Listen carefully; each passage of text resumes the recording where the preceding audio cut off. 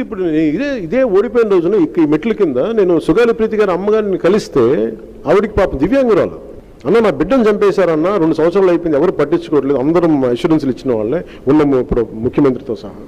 నాకు మొరలు చాలా లోటు ఉండింది ఆ రోజున. ఏదో నిలబడ్డాం, ఒక మాట మాట్లాడాం, తర్వాత దాన్ని కర్నూలు తీసుకెళ్ళాం. ఆ ఒత్తిడి పెడితే ఎంతో కొంత కదిలింది, ఇంకా న్యాయం జరగలేదు. సిబిఐ దాకా వెళ్ళింది అంతే, ఇంకా న్యాయం జరగలేదు. మన గవర్నమెంట్ ఫామ్ అవగానే ఫస్ట్ కేసు సుగాలి ప్రీతితో తీసుకున్నాం. 2019లో ఘోరంగా నన్ను ఓడించిన తర్వాత నేను ఆఫీస్లో కూర్చుంటే సుగాలి ప్రీతి మదర్ వచ్చి, అన్న నాకు ఇలా జరిగింది, నా బిడ్డను ఇలా చంపారు. 2018లో చంపారు.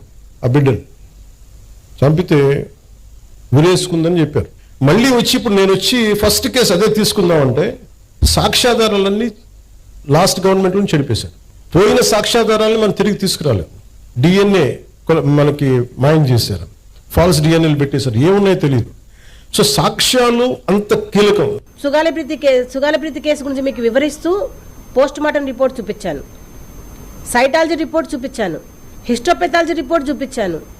ఇవన్నీ చూసిన తర్వాతనే కదా మీరు ఎవిడెన్సెస్ అన్ని ఇంత స్ట్రాంగ్గా ఉంటే కూడా ఎందుకు మరి చేయడం లేదని గత ప్రభుత్వం గురించి నిలదీయకుండా మరి జగన్మోహన్ రెడ్డి గారి ప్రభుత్వం వచ్చిందని 4 నెలలకే మిమ్మల్ని కలిసాం. మరి అప్పటి నుంచి మీరు 2024 వరకు కూడా జగన్మోహన్ రెడ్డి గారిని ప్రశ్నిస్తూనే ఉన్నప్పుడు ఈ 2 సంవత్సరాల్లో సుగాలి ప్రీతి కేసు గురించి మీరు ఎన్ని ఎంక్వైరీలు చేపించారు, ఎంతమంది ఆఫీసర్లను ఎంక్వైరీకి పంపించారు? మీరు అంటున్నారు కదా సాక్ష్యాలు తారుమారయ్యాయి జగన్మోహన్ రెడ్డి గారి హయంలోనే అని. మరి ఇప్పుడు ఒక సిట్టు వేయండి, మరి ఏ అధికారి ఎందుకు చేశారో తెలుస్తుంది కదా, బయటకు వస్తుంది కదా. అప్పుడు మీరు చంద్రబాబు నాయుడు గారు బయటకు వస్తారో, లోకేష్ బాబు గారు బయటకు వస్తారో, ముద్దాయిలు బయటకు వస్తారో, టీడీపీ ప్రభుత్వంలో ఉన్న పెద్ద పెద్ద నాయకులు బయటకు వస్తారో మీకు తెలుస్తుంది కదా పవన్ కళ్యాణ్ గారు.